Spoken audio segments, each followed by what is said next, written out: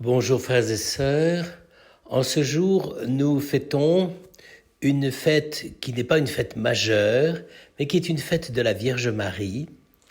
Et cette fête a un accent assez particulier. D'une part, c'est un événement dont nous n'avons aucune attestation dans le texte des évangiles. C'est ce qu'on appelle la présentation de Marie au temple. Ça repose sur une tradition sans doute très très belle, mais plutôt, disons, élaborée bien plus tard, que la Vierge Marie, pour assurer, j'allais dire, sa destinée de mère de Dieu, avait été présentée par ses parents Joachim et Anne au temple pour être consacrée au Seigneur. Ce genre de cérémonial ou de rituel n'était pas généralement appliqué aux jeunes filles, aux enfants, filles. C'était au mieux pour les hommes, le plus bel exemple étant évidemment l'histoire du petit Samuel que sa mère Anne, qui était inféconde, a pu avoir par miracle et qu'elle avait décidé de consacrer comme nazir au Seigneur.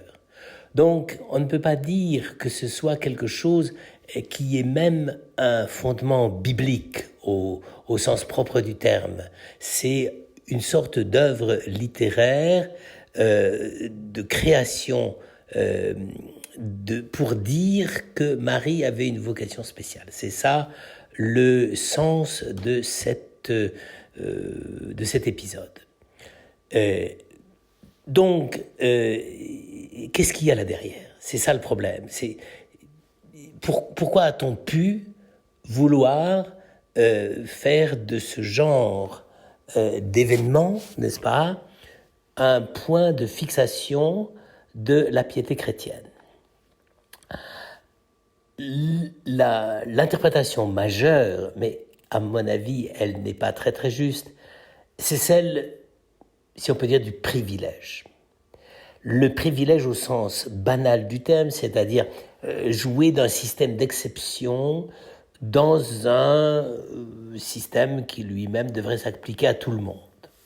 Alors évidemment, dans ce cas-là, la Vierge Marie a tous les privilèges puisqu'elle est la mère de Jésus. Donc il faut lui trouver tous les plus que l'on peut imaginer pour quelqu'un. Et alors évidemment, à partir de ce moment-là, le style de raisonnement, n'est-ce pas, le procédé par lequel on raisonne, c'est de dire comment essayer de rendre compte que la Vierge Marie ait été, pour ainsi dire, enfant gâté dès le moment avant même qu'elle puisse être mère de Dieu, qu'elle puisse enfanter, n'est-ce pas? Donc il fallait qu'elle soit à la fois privilégiée, préservée, un statut exceptionnel, etc. Tu es exceptionnel entre toutes les femmes, voilà. Bon. Pourquoi pas au fond? On peut très bien imaginer que le raisonnement est celui-ci. La Vierge Marie était, pour ainsi dire, prédestinée parce qu'elle avait tous les dons, tous les atouts que Dieu lui avait donnés, et donc il fallait faire autour d'elle une sorte de, j'ose pas dire de carapace, mais vous voyez ce que je veux dire, une sorte d'enveloppe, et qui la garantisse dans l'exécution de la mission à laquelle elle était destinée de toute éternité. Il n'est pas sûr que ce soit d'abord cette interprétation-là, et deuxièmement, je ne crois pas que ce soit vraiment le sens même de cette démarche. En effet, Marie est une fille d'Israël, elle fait partie du peuple de Dieu.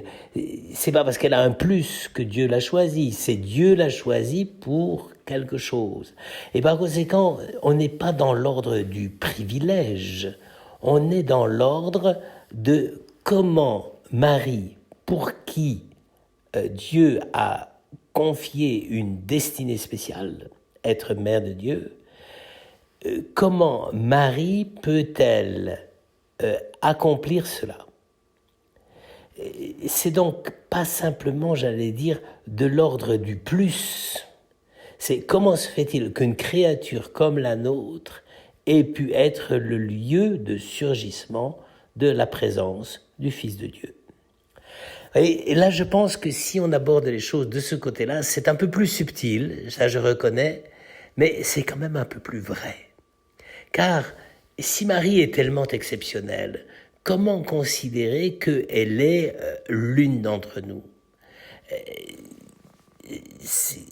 Puisqu'elle est exceptionnelle, elle est inimitable, elle est absolument singulière, elle a tous les privilèges, etc. Et donc nous, on court loin derrière, n'est-ce pas? Or, le problème n'est pas tout à fait là. Le problème du statut spécial de Marie, c'est pas qu'elle ait des plus pour pouvoir accueillir mieux le Fils de Dieu, c'est comment doit-elle être, elle qui normalement est pétrie, construite de notre chair, de notre humanité, née de Joachim et Anne, si tant est que ce soit les véritables parents. Comment se fait-il que Marie puisse être dans cette responsabilité de cet accueil de la réalité, de la vérité du Fils de Dieu?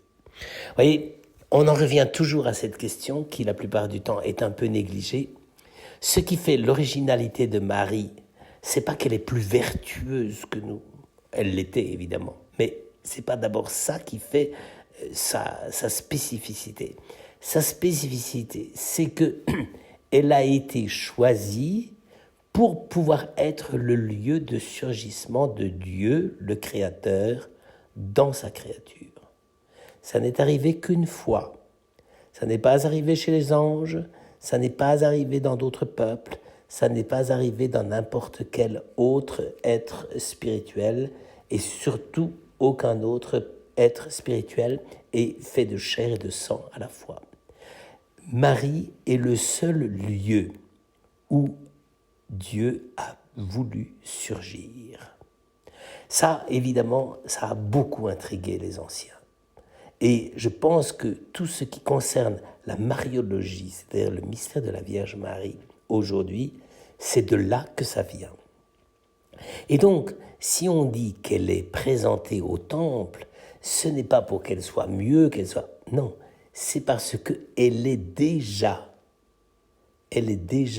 dans son humanité même, elle est déjà voulue comme celle qui doit accueillir Dieu.